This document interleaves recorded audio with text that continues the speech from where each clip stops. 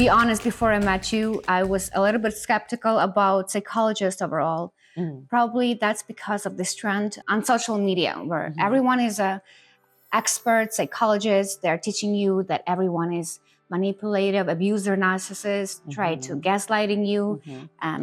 The biggest advice is set your boundaries and believe in yourself. Such a cliche. Or listen to your intuition. Yeah, before I actually had a conversation with you and I heard feedback from others about single session life-changing with you.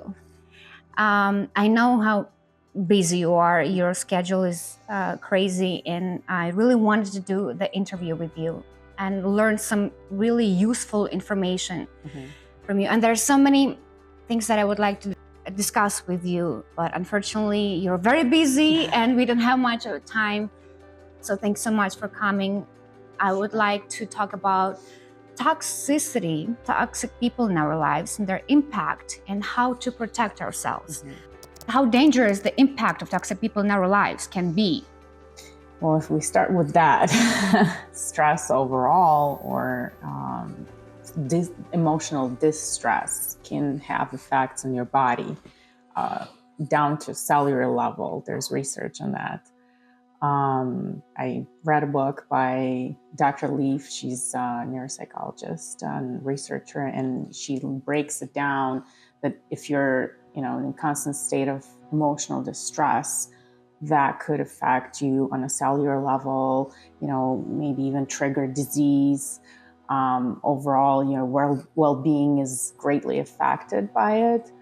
So being in a constant state of stress or, in an environment that's causing you that stress is very unhealthy, especially if you don't have ways to bounce back or protect yourself. If you're exposed to all of that to a good degree, that could affect anybody. On one hand, on another hand, I don't want to scare people or, I don't want to say like, oh, toxic people are everywhere. They're, going to affect you in a negative way all the time. It's, again, what speaks to me is understanding yourself. That's first and foremost of what we teach people in therapy, self-awareness, to understand how you feel, how different people or situations or obstacles, make you feel. How do you react to that, right? There's usual ways of reacting or automatic ways, and there's conscious response. We can't be conscious all the time, 100% of the time. That's, pretty impossible. We're human. But to know when, harmful situations are coming up, how do you operate in that? Does it create dysfunction? That's, the biggest difference between on the surface psychology or therapy, where people, just see some information, start interpreting it, apply to themselves or read some, medical diagnoses and like, oh, that's it. This is what I have, or this is what so-and-so has. We don't know that. We don't even know that, in order to have a medical diagnosis, you need to pretty much go through neuropsych testing and really, or psychiatric evaluation. So, again, there's degrees to everything. There's spectrum to everything, including toxicity. And we can be toxic ourselves too in some ways. It doesn't mean that we're always toxic or we're manipulative or controlling. It's just, negative events can affect people and they can express that into the world. Well, to me, it sounds like a healthy person would be toxic sometimes, of course, because we're humans, because you're not in the mood or something happened to me in the morning and I arrived to work and frustrated or something. But there are really toxic people. They're usually manipulative. They're usually judgmental, very selfish. They never apologize. Yes, so I would say self-serving. But again, the degree of toxicity, if we're talking spectrum, towards the higher end of the spectrum, we're talking possibly the narcissism, right? Versus, lower end of the spectrum, someone can just be, self-serving, not thinking about others, too judgmental. We tend to judge. And, some people, they may present that way and they may choose you as their ally. And for example, you have a coworker that constantly comes to you and complains about someone else or something else, or it's always they're the victim. It's never their fault. They're want to bash someone or put them down. And as long as you're aligning with them as how they see it, let them do it, right? As long as you agree with them or even passively agree on their side, they see you as a friend and they will use you as a source for complaining, for feeling like they're a victim, for confirming their beliefs about the world, right? This is their view of the world, and they're refusing to look at their own behavior, at their own actions that led to certain consequences, right? So, and usually, yes, it's all about them. They don't offer support. They always in need. And, that happens. And it can be in work setting, in personal relationships, friends, or just acquaintances. And yes, it will start affecting you at some point, depending on how you perceive that, what you absorb and what you don't absorb, or the skills you have to mitigate it, to learn how to deal with it, or just cut it out of your life. So today we want to learn how to protect ourselves from those toxic people. So the number one method, would say, to spot them. To recognize how you feel, I would say. So if you have a suspicion that someone's affecting you negatively and you start thinking negatively, or after an interaction with them, you feel down or somehow depleted, right? Your energy, it's like they're very draining. That's a good like poison indicator. In your yes, life. It's a good indicator that you're dealing with someone like that. And to recognize how you feel, good idea is to take a moment, breathe a little bit, and turn to your body. Our body always is a good indicator of how we feel emotionally. And we may not notice that because the brain works so fast.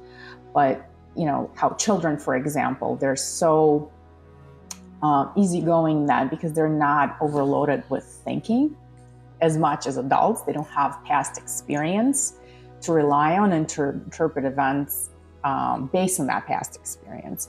So they say what they feel. Adults learn or are conditioned not to do that, and we forget how these physical responses indicate, like, oh, I'm feeling tight in my chest, or I feel like a weight on my shoulders, or I'm jittery, right, after talking to someone, or, whatever it might be, your reaction. There's so many different ways of reacting. My head hurts, right? And recognizing that would be like indicate, okay, so if I'm feeling this way every time after I interact with this specific person, there might be a problem, right? And if that means they're affecting you. Some people who know how to deal with toxic people, or how to protect themselves, or, set clear boundaries, they may encounter these people, but it doesn't affect them as much. They know how to respond. They know how to maybe create a distance with them, even emotionally, because sometimes it's impossible too, because if the person is in your life, it's your family member, parent, or someone you can't avoid that way, and there's an emotional connection, then it becomes much more complicated to deal with, because they're triggering you on the level that is not just surface level. They're triggering something internally, possibly, and that's why you react. So taking a deep breath is a good idea, and just kind of going inside, right? Mental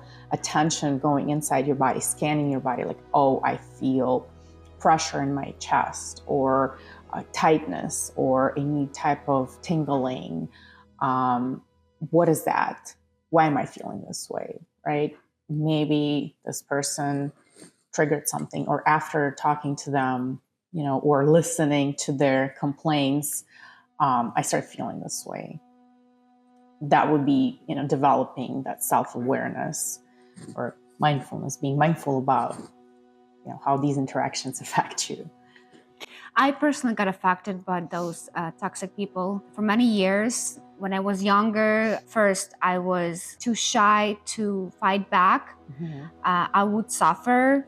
Later, I would learn to set my boundaries, fight with them. I was trying to prove my point. I was trying to prove that my opinion also matters and so on. It was draining. It was energy consuming. Later, I learned just to eliminate them. And if you eliminate all of them from your life, you might be alone forever. So maybe we can talk about some specific methods how to protect yourself from those people that you cannot avoid and protect your well-being. Well, we could, again, try to go back and dissect a little bit on what you said. And it's possible when we're younger, it's also a lot of these ways you are going to respond to in different situations depends on your personality. If you're overall like a nice, agreeable person, you are conflict aversive, you prefer not to engage, or you are, driven by justice, and you feel like when we're younger, we're more kind of radical in our thinking. We want to follow the cause that's important to us, or if we feel like we can help someone, right? So it's explainable as we mature, we start understanding how different people affect us, how we operate, and possibly you just started realizing that your agreeableness can be also working against you, right? So in terms of, again, eliminating them, like you said, it would be probably impossible. The best way is to learn how to deal with that, depending on the context, depending on who they are in your life, and how to create a healthy distance or create boundaries, which is another topic in psychology. And, everything's interconnected. So I would say when you do recognize, let's go over some traits they have. So self-absorption, they could be controlling or manipulative or dominant, not necessarily. Sometimes it's just they're clueless, but it's possible. They always want to be right. They are a victim, and they come to you for your energy, right? So for you to listen to them, for you to give them back or confirm what they're feeling, right? And they pretty much disregard how you feel when they load all of this on you, right? All the negativity on you.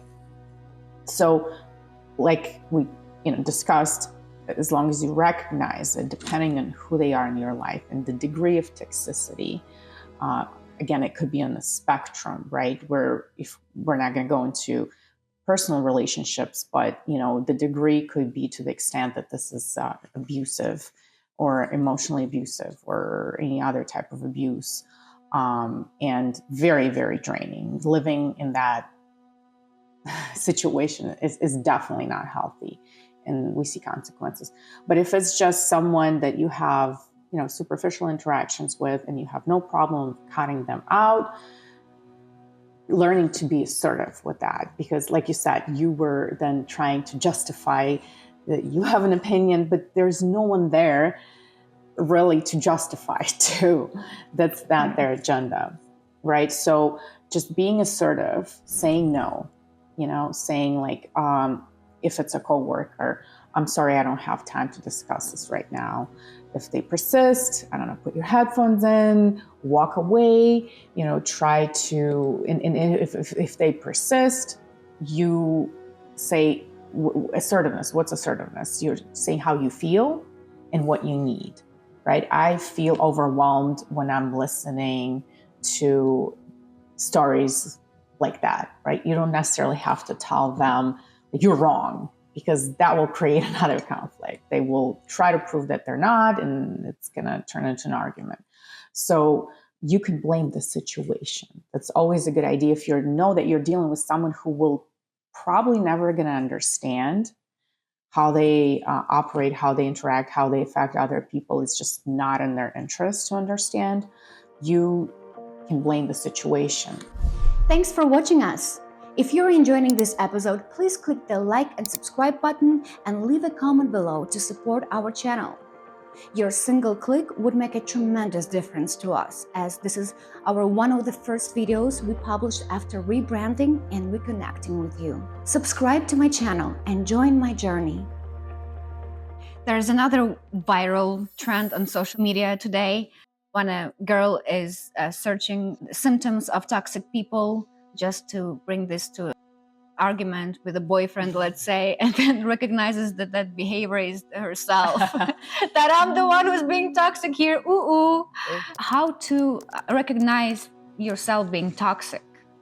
Well, we can all get toxic to a degree, sometimes depending on what's happening in our lives. And again, if you are not narcissistic, if you are encountering situations where people are reacting to you in a certain way, or like letting you know, like, okay, this is too much, I have to set some boundaries, it's possible that you went too far. But again, toxicity is more of a public term. It's not really like a psychological term, because it's a complex topic.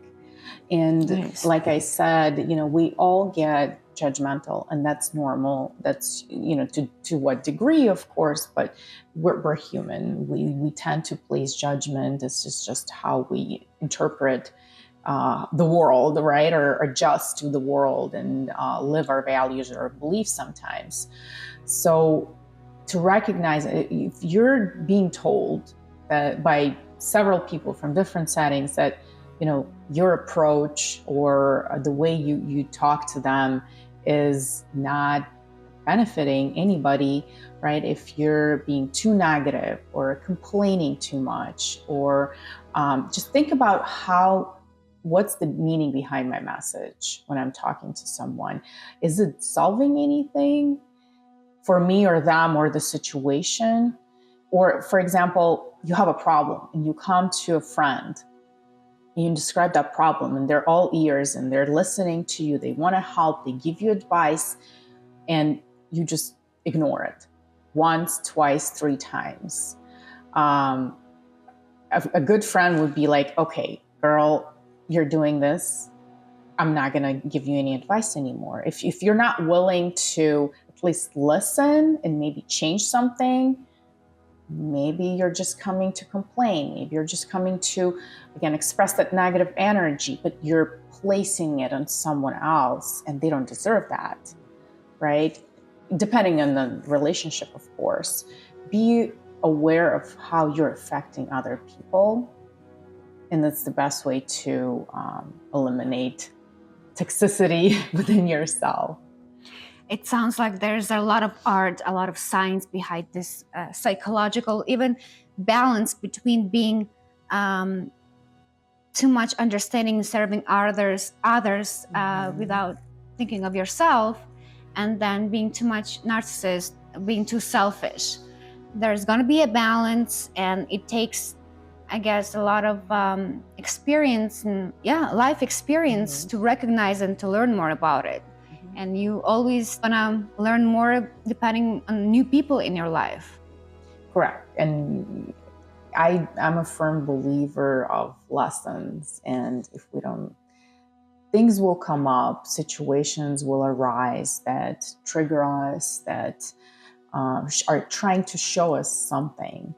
If we're good students and we learn and we use that knowledge or skills for the better, for bettering our lives or the people that we love, you learn your lesson. If not, it will keep repeating. So we could be, in some ways, drawn to certain people because of how we grew up, or unresolved issues that we have.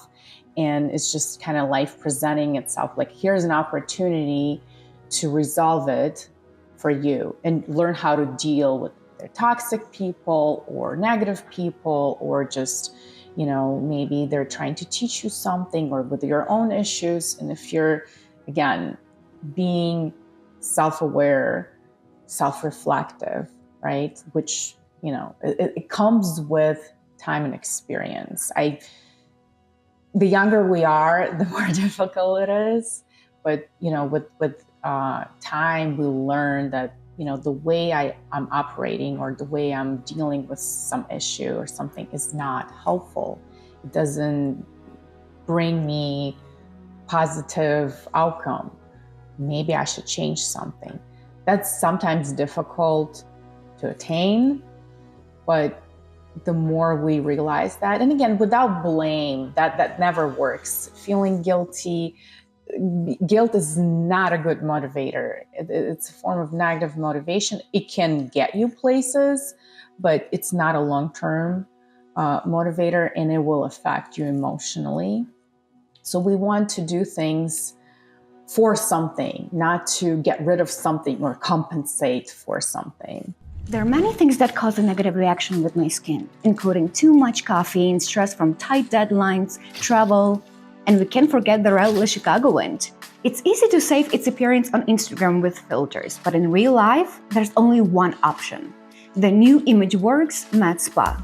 This is the only place I trust with my skin, my face, and my body. The specialists here literally revitalize the appearance and the health of my skin every time I come.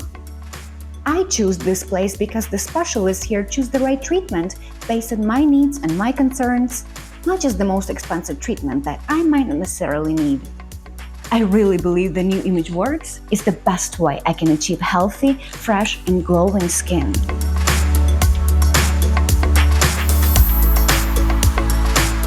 Toxicity is everywhere. We will never be free of it. And whether it's in your social life, personal life, or in any environment, the best way is to learn to manage it. And to manage it better is to recognize it, how it's affecting you, what it does to you, what it does to your immediate environment, and to manage your response to it. That's the best way to understand how to deal with it. How do you respond to it? What are your boundaries? What are your expectations? What are your limits? Whenever they're pushed, how do you react? Maybe there's a better way to react, again, for your own benefit. Because fighting with them or trying to prove something is not effective. It will continue. It will drain you. It will get you down. And, think of it as building resilience. The more you manage it, the better you understand yourself, the more situations you encounter where you're able to either cut out a toxic person out of your life, or distance yourself, or set those boundaries, the better you'll feel. You'll gain confidence, you'll gain skills, interpersonal skills, and overall you will feel better. Again, with boundaries, it's possible that a toxic person will fight against it. And again, you decide to what degree you're willing to go to stop it, and where it's okay to just, give up, not give in, but give up and let it pass. They will most likely switch to someone else when they're not receiving what they want from you. And it's like that in the nature. It's how our world works. Being assertive is very important. Possibly, one of the exercises or the things you can do is don't blame them, blame the situation. Say, I'm sorry this happened. This must be bad. Unfortunately, I don't have time to get involved right now. Or I'm busy, I'm doing something. Just, don't give it much attention. Where you place your attention is where you place your energy. and it will pay off at the end. Where your energy goes will ultimately either work for you or against you. So focus on yourself, protect yourself, respect yourself, and be healthy, be mindful, be positive. We can't be positive all the time, but what we think is what we are. There's research to prove it.